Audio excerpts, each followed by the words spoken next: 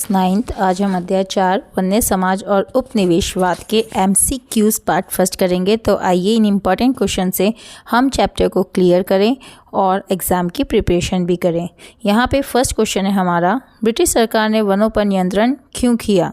व्यापार बढ़ाने के लिए, लकड़ी की आपूर्ति सुनिश्चित करने के लिए, खेती बढ़ाने के लिए, जनसंख्या घटाने के लिए। तो हमारा उत्तर होगा लकड़ी की आपूर्ति निश्चित करने के लिए।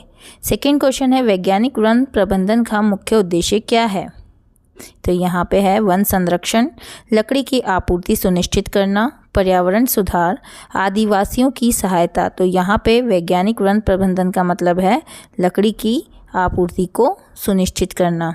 प्रश्न नंबर 3, वन अधिनियम सबसे पहले कब लागू किया गया?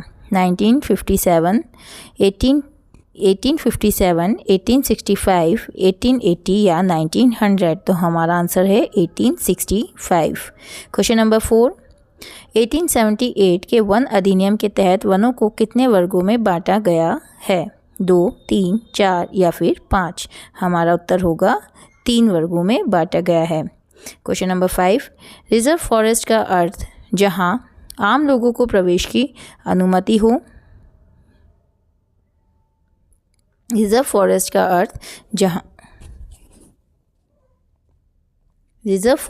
अर्थ है जहां आम लोगों को प्रवेश की अनुमति है, केवल सरकार के लिए सुरक्षित वन, केवल किसानों के लिए या धार्मिक स्थलों के लिए। हमारा ऑप्शन होगा बी, केवल सरकार के लिए सुरक्षित वन। आगे बढ़ते हैं प्रश्न नंबर 6 पे, ब्रिटिशों ने के लिए सागौन और साल के पेड़ क्यों महत्वपूर्ण थे? सागौन और साल के पेड़ क्यों महत्वपूर्ण थे? सुंदरता के लिए, धार्मिक उपयोग के लिए, जहाज और रेल निर्माण के लिए, दवा बनाने के लिए। तो बताइए। बहुत अच्छे, ऑप्शन नंबर सी, जहाज और रेल निर्माण के लिए।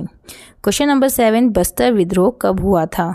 1900, 1910, 1920 या फिर 1930। तो बस्तर का विद्रोह बच्चे हुआ था 1910। तो हमारा उत्तर होगा 1910। क्वेश्चन नंबर 8, बस्तर विद्रोह किस कारण से हुआ? कर में छूट, जंगल पर सरकारी नियंत्रण, शिक्षा नीति या नई मुद्रा। तो बस्तर विद्रोह हुआ था जंगल पर सरकारी नियंत्रण की वजह से। क्वेश्चन नंबर 9, बस्तर किस राज्य में स्थित है? उड़ीसा, मध्य प्रदेश, छत्तीसगढ़ या फिर झारखंड। तो बस्तर है छत्तीसगढ़ में स्थित।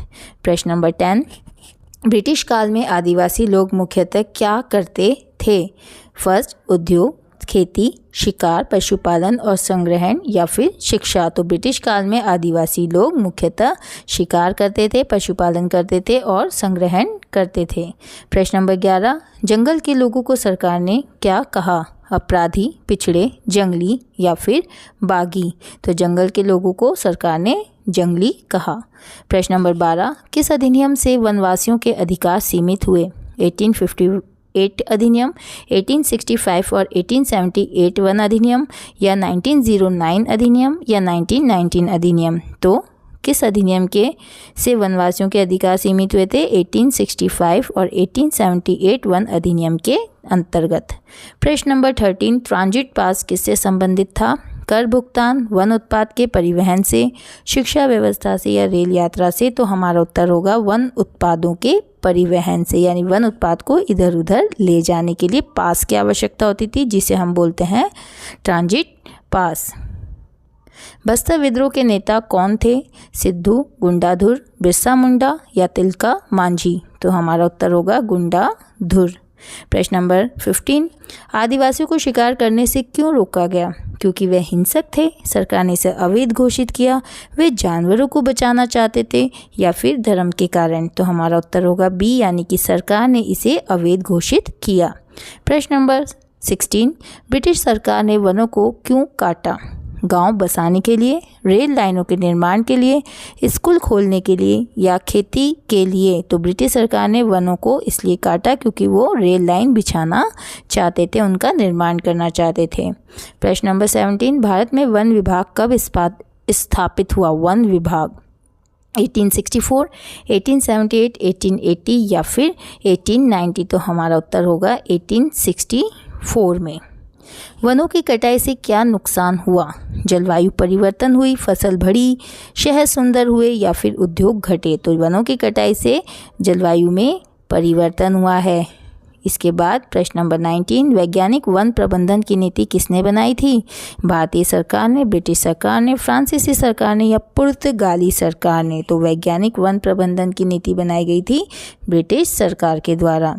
प्रश्न नंबर 20, आदिवासी लोग जंगल में कौन कौन से उत्पाद इकट्ठा करते थे? तेंदुपत्ता, मधु या फिर गोंद या फिर गेहूं, कपास या सब्जियां? तो यहाँ पे आदिवासी जो लोग थे जंगल से तेंदुपत्ता, मधु और गोंद इकट्ठा किया करते थे। प्रश्न नंबर 21, ब्रिटिश काल में जंगलों का उपयोग मुख्य रूप से किसके लिए किया गया था? व्यापार और उद्योग, पर्यटन, धार्मिक कार्य या फिर पशुपालन? तो हमारा उत्तर होगा व्यापार और उद्योग। प्रश्न नंबर 22, फॉरेस्ट डिपार्टमेंट का मुख्यालय कहाँ था? कहाँ था फॉरेस्ट डिपार्टमेंट का मुख्यालय? कलकत्ता, दिल्ली, मुंबई या फिर लखनऊ? तो हमारा उत्तर होगा कलकत्ता में फॉरेस्ट डिपार्टमेंट का मुख्यालय था। प्रश्न नंबर 23, शिफ्टिंग कल्टीवेशन क्या है? बार बार खेत बदलकर खेती करना, स्थायी खेती, बागवानी या औद्योगिक खेती? तो शिफ्टिंग कल्टीवेशन, शिफ्टिंग का मतलब है इधर से उधर जाना और कल्टीवेशन का मतलब है खेती बाड़ी करना। तो बार बार खेत जो बदला जाता था यानी शिफ्टिंग किया जाता था उसे कहा जाता था कि बार बार खेत बदलकर खेती करना शिफ्टिंग कल्टीवेशन कहलाता है। प्रश्न नंबर 24, जंगलों के कटने से किसका नुकसान हुआ? सरकार का, आदिवासी का, सैनिक का या व्यापारी का? तो हमारा उत्तर होगा आदिवासियों का नुकसान हुआ। प्रश्न नंबर 25, वन नीति से किसानों को क्या परेशानी हुई? अब जो वन नीति पारित की गई थी ब्रिटिश सरकार के द्वारा उससे किसानों को क्या परेशानी हुई? भूमि की कमी हुई, खाद की कमी हुई, पानी की अधिकता हुई या मजदूरी बढ़ी? तो यहाँ पे किसानों को किसानी करने के लिए यानी कि खेती करने के लिए भूमि की कमी हुई। तो प्यारे बच्चों, ये प्रश्नोत्तर यहीं समाप्त होते हैं। आगे के MCQ के पार्ट 2 के लिए आप चैनल को सब्सक्राइब करिए और लगातार बने रहिए। तब तक के लिए धन्यवाद।